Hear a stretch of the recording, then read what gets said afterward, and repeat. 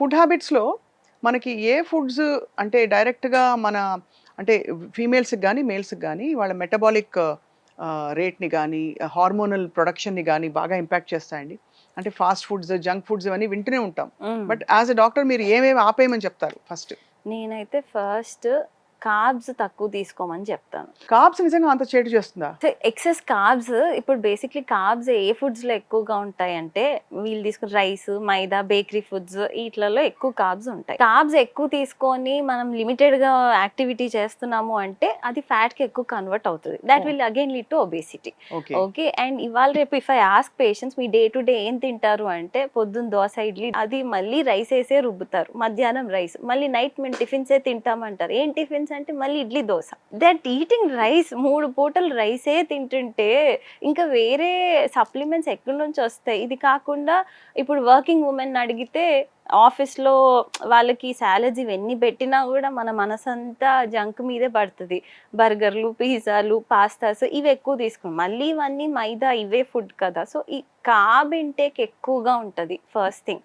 So, నేను ప్రతి ఒక్కళ్ళకి హూఎవర్ వాక్స్ ఇన్ నేను వాళ్ళకి ప్రాపర్ టైమ్ ఇస్తాను. I ask them me dietary habits ఎలా ఉంటాయి? పొద్దున ఏం తింటారు? మధ్యాహ్నం ఏం తింటారు? ఎన్ని ఫ్రూట్స్ తింటారు? ఎన్ని వాటర్ తాగుతారు? ఇవన్నీ I keep a track. So, right. ఇంతమందిలో ఎక్కడో ఒక్కళ్ళిద్దరు మేము ఫ్రూట్స్ తింటాము, వాకింగ్ చేస్తాము అంటారు. మిగిలిన వాళ్ళందరూ నథింగ్. అసలు fruit intake is 0 in a హ్మ్. డే. అంటే ఎప్పుడో వారానికొకసారో, లేకపోతే 2 వారాలకొకసారో అలా తీసుకుంటూ ఉంటారు. సో మీరనేది కార్బ్స్ ఫ్యాట్‌గా కన్వర్ట్ అవుతుంది కదా! హ్మ్. దానివల్ల ఏం జరుగుతుంది? ఎగ్ క్వాలిటీ పడిపోతుందా? ఎగ్ రిలీజింగే అవ్వదా? లేకపోతే what is actually happening in the body? ఈ ఫ్యాట్ ఎక్కువ అవ్వడం వల్ల? లేదంటే మీరన్నట్టుగా ఫ్రూట్స్, మినరల్స్ లోపించడం వల్ల? Hmm. How does it directly impact fertility అండి? సో, బేసిక్‌లీ ఇప్పుడు కార్బ్స్ ఫ్యాట్ ఎక్కువుంటే obesity, central obesity, abdominal fat ఎక్కువగా పెరుగుతా ఉంటదనమాట. దానివల్ల ఏమవుతది హార్మోన్ ఇంబాలెన్స్ వస్తది. వీళ్ళకి అది. టైంకి ఎగ్ రిలీజ్ అవ్వదు.